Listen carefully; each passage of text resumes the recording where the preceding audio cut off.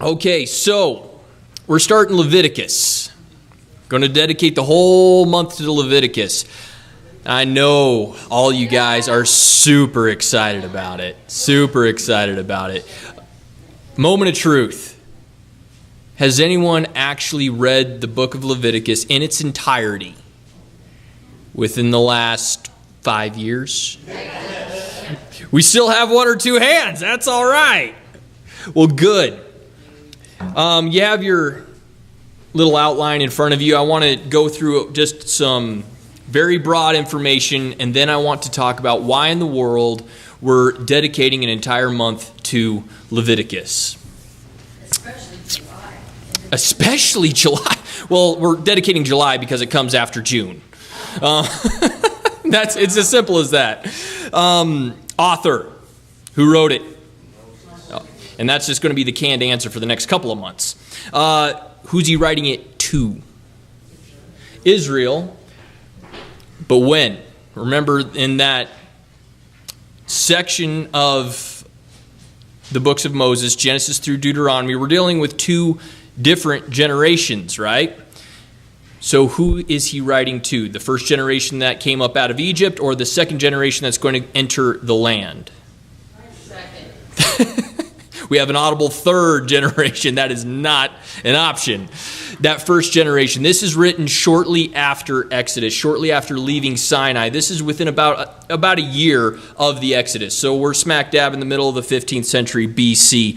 What about the purpose? What is the purpose of the book of Leviticus? Every book of the Bible is written with a very specific purpose in mind. So what's the purpose of the book of Leviticus? It is filled with laws. It's filled with regulations. Actually, thinking of it as laws may not be helpful. There's a lot of stipulations as far as the way worship is conducted, but that's different than law code. We read some law code in Exodus. That may not be ultimately helpful. Let me read a very lengthy purpose statement. This is part of it. But I'm going to read a very lengthy purpose statement, and then I'm going to read you an abbreviated one that might actually fit on that line. You might have to abbreviate my abbreviated one. The purpose of the book of Leviticus is to instruct Israel how they must live and worship as God's chosen people in response to His holiness, in order that He might dwell among them and they might attract the world to Him. Now let me read you a little abbreviated one. The purpose of the book of Leviticus is to instruct Israel how to be holy as Yahweh is holy, in order to fulfill the Mosaic covenant and display His glory to a watching world.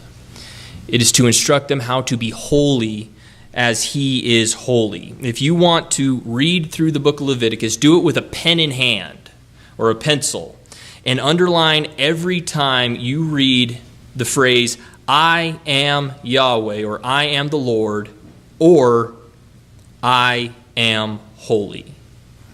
Those two phrases show up over 50 times in the book of Leviticus, so we need to pay attention to that. I am holy, or I am the Lord. But you're going to see that in all caps, so it's I am Yahweh. The two ideas are intrinsically linked. Yahweh is holy. Let me skip to a key word. What do you suppose the key word, just one single word, to encapsulate that, to help us remember that purpose statement? Holy. Holy. Holiness is the theme of Leviticus. And as a key verse, you can go ahead and memorize chapter 19, verse 2. You shall be holy, for I, the Lord your God, am holy. Before we go into the outline, I want to ask a couple questions, prime the pump a little bit. If Leviticus is not written to us, it's written to that first generation of Israel right after leaving Egypt. It's not written to us. And if the prescriptions in here are not binding to us. We don't have a priest. We don't do these sacrifices and offerings the way that they are lined out here. Why read it? Why teach our way through it? Any takers? It's that simple. First, understand that Genesis through Deuteronomy, these books of Moses, are the skeleton of the entire Bible. The entire Bible, from Joshua on to Revelation, assumes knowledge of Genesis through Deuteronomy. It assumes it. All the teaching we get is based on something that is found in Genesis through Deuteronomy. All of it. So, to understand the rest of the Old Testament, you need to understand Leviticus. To understand the New Testament, you need to understand the Old Testament. A lot of people go straight to the book of Hebrews and say this lies heavily on Leviticus. Well, that is true. But guess what? You're going to have trouble understanding parts of 1 Samuel, 1 Kings, most of the prophets, particularly Ezekiel and the minor prophets, without an understanding of Leviticus. This is a key book, just like the entire Torah, the books of Moses, Genesis through Deuteronomy. So to understand God's word, we need to understand this. But to John's point, God is the same yesterday, today, and forever. The God of Leviticus is the same God whom we serve, and he is to be treated with the same level of holiness that is prescribed here. And this is something that I think is lacking in evangelicalism today. We treat God as common. He's our buddy. He's our pal. He is God, and he will not tolerate being treated anything other than holy. So that is why this particular book is so important. Really, we only got a 2-part outline. That's simple.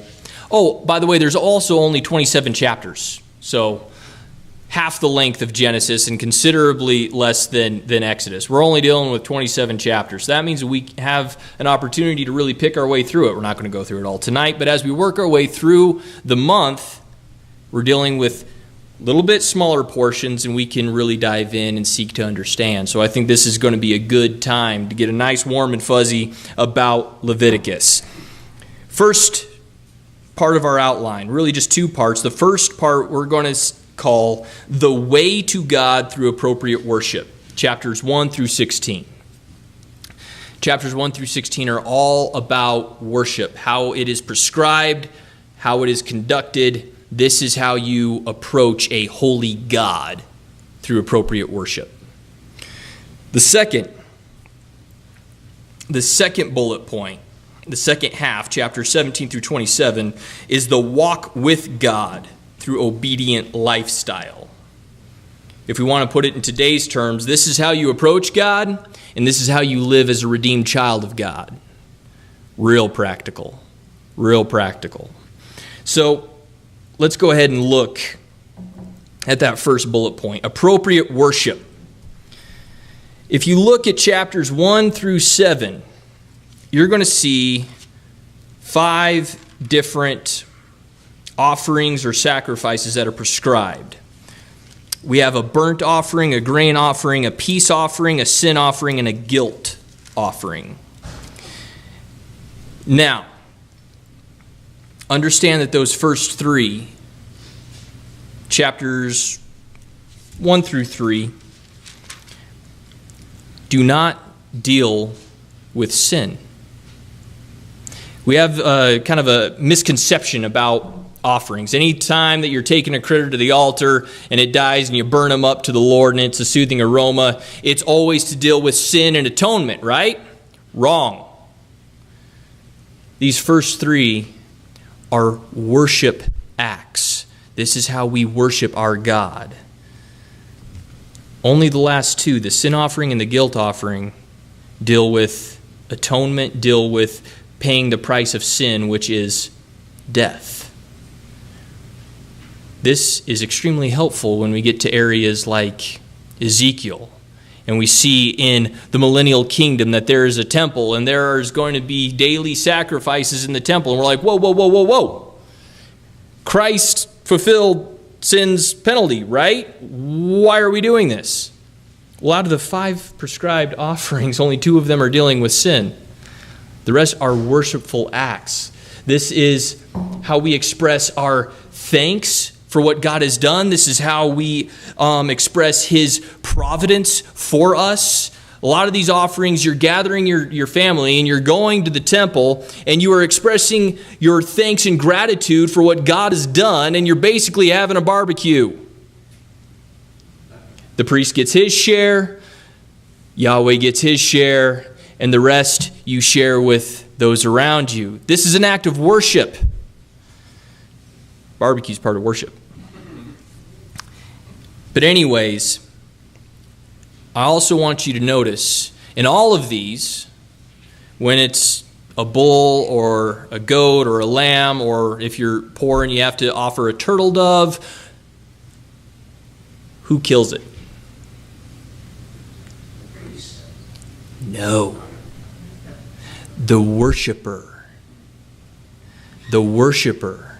Or the offender, if it's a sin or a guilt offering. Read carefully who is being prescribed to do certain actions. The priests, the high priest rather, the only time he is slaying an animal is when, like the Day of Atonement, where he is killing and offering this on behalf of the people or behalf of himself. When we get to the Day of Atonement, we're going to see that.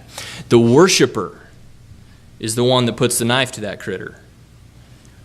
That is one heck of a picture, especially for these sin and guilt offerings. When they're to lay their hand on that critter, that's taking their place. And then they slay it. That's a picture that should stick with you, and that's the whole point. But the priests are only an intermediary. They go in between. I'm making up words again. They go between. They take that and they put it on the altar and they offer it up to God. But the one that actually puts the knife to it is the worshiper. So that's, in a nutshell, chapters 1 through 7. These different offerings. Some to worship, some to make atonement, and to act out a physical repentance. What do you suppose, just real quick before we move on, what do you suppose the difference between the sin offering and the guilt offering is? There's been some sort of trespass against God's law, but yet there's 2 separate offerings prescribed, the sin offering and the guilt offering. Wasn't the one where you weren't sure if you didn't know if you sinned or not? Intentional versus unintentional. And we need both, because whether we toe the line or not, we're sinful human beings and we misstep. The sin offering is for those unintentional. You become aware like, oh my goodness, I am in violation of God's law, as opposed to an intentional sin where you basically get caught.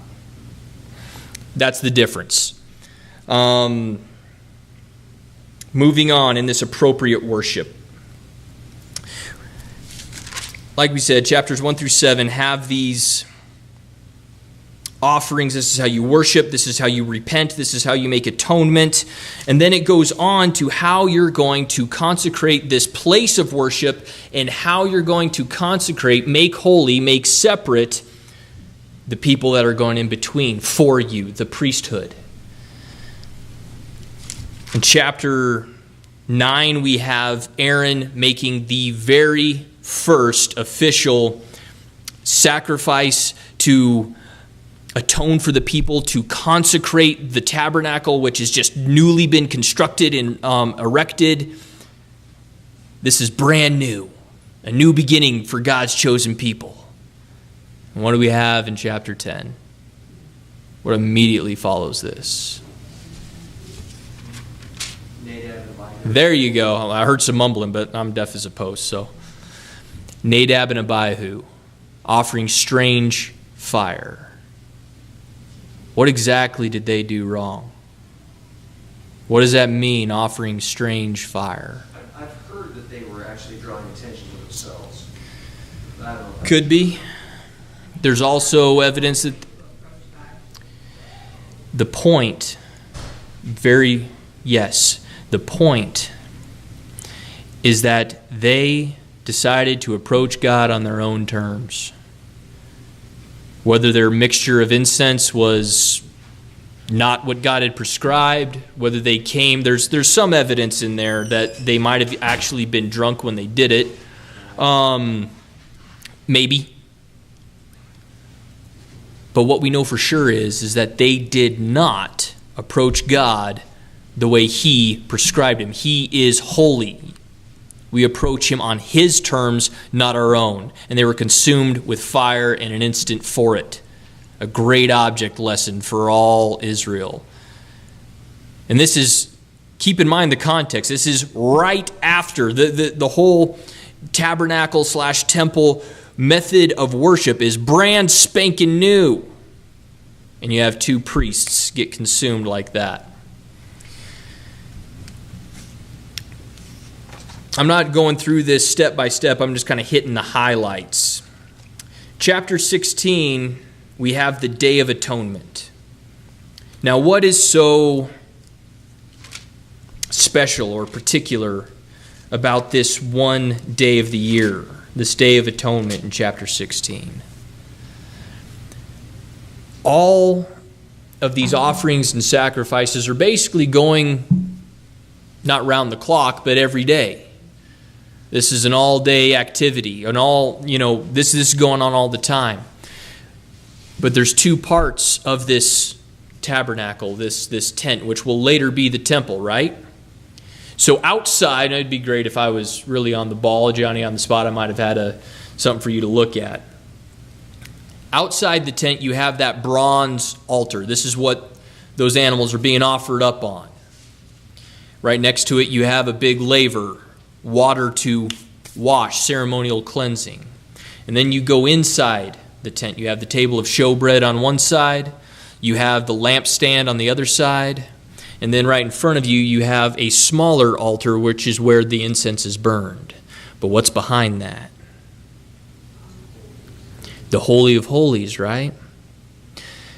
A partitioned off portion of the tent where the Ark of the Covenant is. Behind that, and you have Yahweh sitting upon His throne. Why the partition? Protect the people of Israel from what?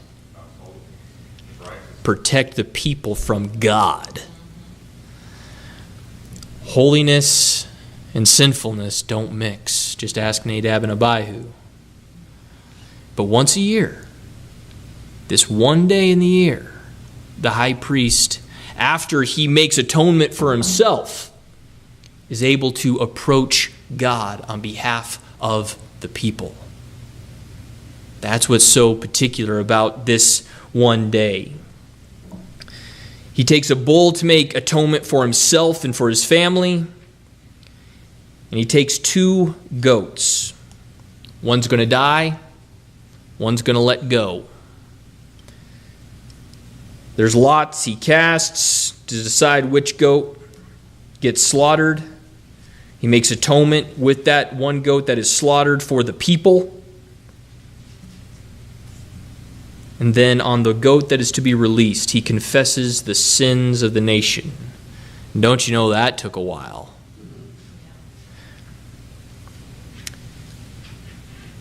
Could he actually go completely into the Holy of Holies? This one day a year, after he had made atonement for himself. He could actually go in there. Yes, ma'am. Now this is important. What does Hebrews say about the blood of bulls and goats? Did nothing to atone for mankind. We stressed many times that people in the Old Testament are saved the exact same way people are saved here. Faith in what God had promised. God said, do this and live. So they did it. So, was it because he killed a bull outside that allowed him to enter God? Not enter God, but enter into God's presence. you have grace involved there. You have faith that is displayed by obedience and God graciously allowing this sinful human being into his presence to make atonement for the people. It's not that there was anything magical about the blood of that bull that allowed him to enter the presence of God. God allowed it. That's huge. That's huge. Then he would have to come out, and after making atonement, he would take off his consecrated priestly robes and he would wash, because he'd been dealing with sin all day long. And once he had washed, he would put back on his consecrated priestly garb, and then he would offer the cuts of the bull and the goat in worship. Make atonement, confess and release, wash, and then worship. That's the Day of Atonement. We'll go through it a little bit more slowly as we kind of gather together in our regular meetings. But I also want to talk about this second bullet point, appropriate walk. How do holy people live their lives in the light of a holy God? That's chapters 17 through 27, 17 to the end of the book. We get to chapter 18, and it's very reminiscent of what we spent last Sunday talking about. Sexual immorality. Almost all of chapter 18 is about sexual contact. No incest, no infidelity, no homosexuality, no bestiality. All of this is strictly prohibited. And nestled right in among them,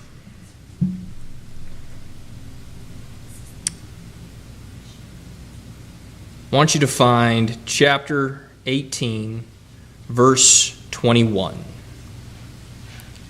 Neither shall you give any of your offspring to offer them to Moloch, nor shall you profane the name of your God. I am the Lord.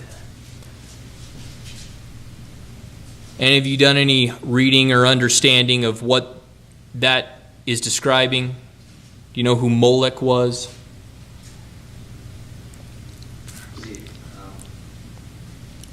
Canaanite god. Was a Canaanite god, little idol heated up, its hands outstretched, and they placed their children on it. There's several different variations, but the Canaanites would kill their offspring. Their firstborn would be sacrificed and killed for this Moloch deity. In fact, modern archaeology have found Canaanite dwellings with jars placed into the wall, plastered in, with the remains of a human infant inside. These were wicked, despicable people. We don't go there. Here's the catch. Read through this list. Substitute, offer your children to Moloch with abort unwanted fetuses. This is pretty descriptive of our nation. Let that sink in for a bit. But understand, what's the penalty for any of these infractions in chapter 18? What's the penalty for it? Now, it doesn't say death here. It does say elsewhere, but right here in chapter 18, they shall be cut off from the assembly. There is no tolerance. This is a holy assembly set apart for God to declare and display His glory to a watching world. We have no part of that. We have no part of that. Moving on.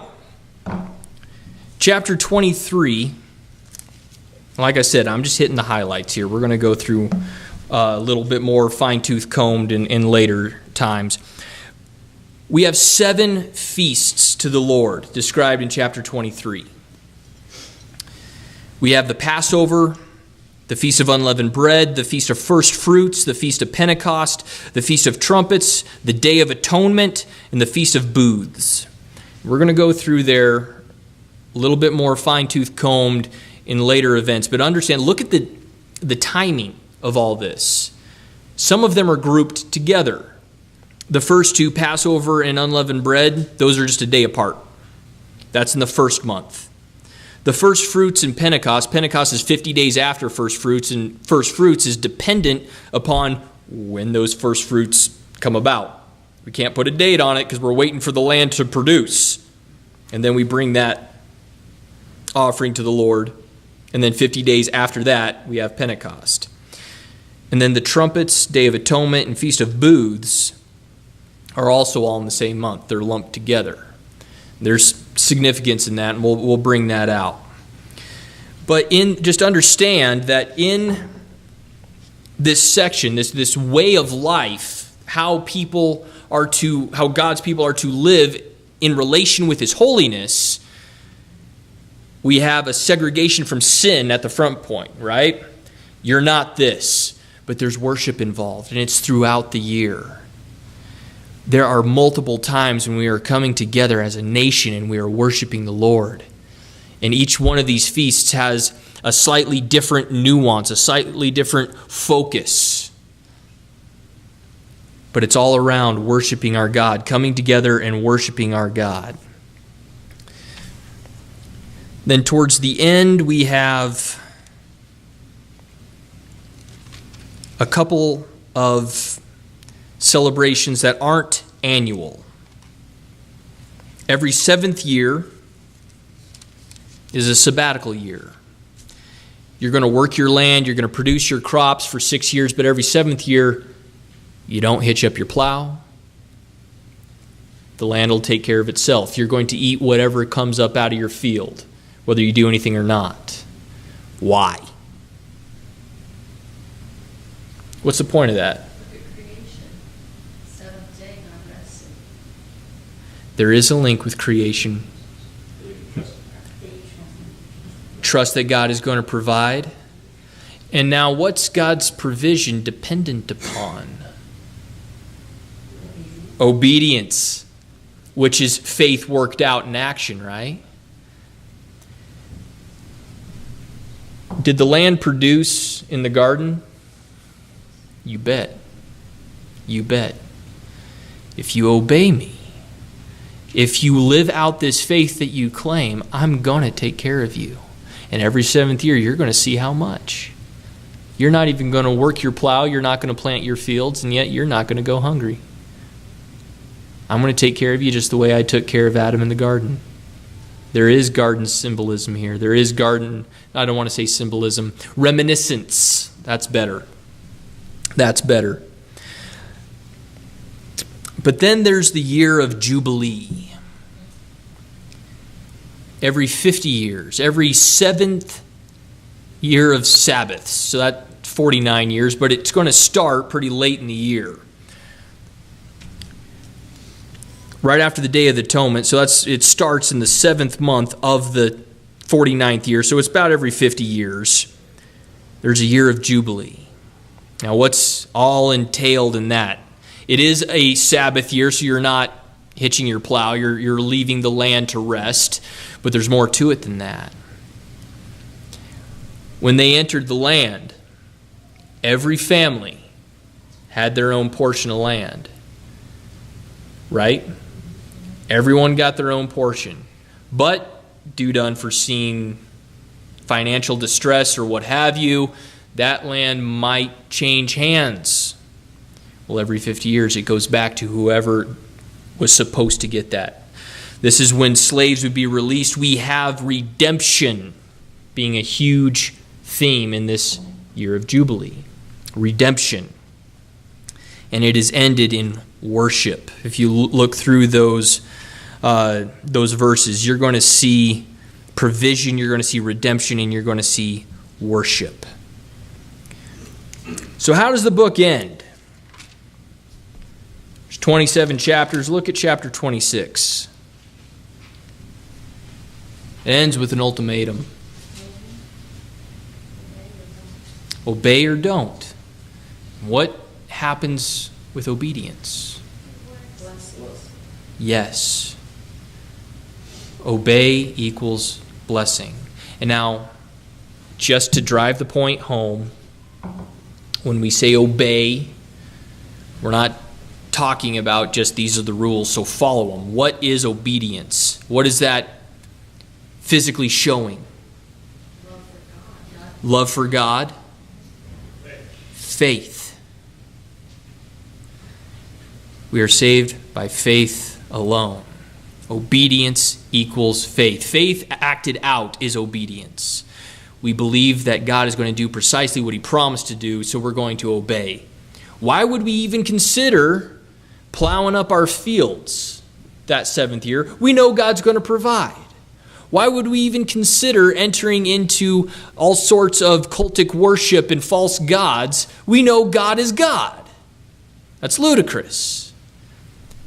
Faith is worked out or is acted out in obedience. Faith equals blessing. But what about disobedience? Judgment. Because what is disobedience? It's not a slap on the hand because you're a rule breaker. It's deeper than that. It expresses a complete lack of faith in what God is, who God is, and what he promised. So you have an ultimatum. So Leviticus, this is God's holiness on display. This is how God is to be worshipped on his terms, not our own. This is how a holy people, redeemed by God, set apart by God for his purpose, for his glory, are to live and to act. The implications we can apply directly to us, even if we're not camping out in booths and observing Passover and all this. The implications we can apply to us, even if not the prescription. So that's Leviticus. I'm looking forward to it. Hope you guys are looking forward to it. Mr. Muncie, would you close us? No, we got a question. Don't pray, Mike. I just want to say, I can't remember if it was a Jewish, one of the magazines I read, or if it was like from one of the time we were in Israel. I don't remember this. But one of the things, I have a tendency to, because I read through these, and I have a tendency to look at this and think, you see all the blood, and you see, which it is, and God is holy, and all the things that we're talking about, and yet God gave these, the Day of Atonement probably being more of an exception to this because it was solemn, really solemn. But the rest of them were parties.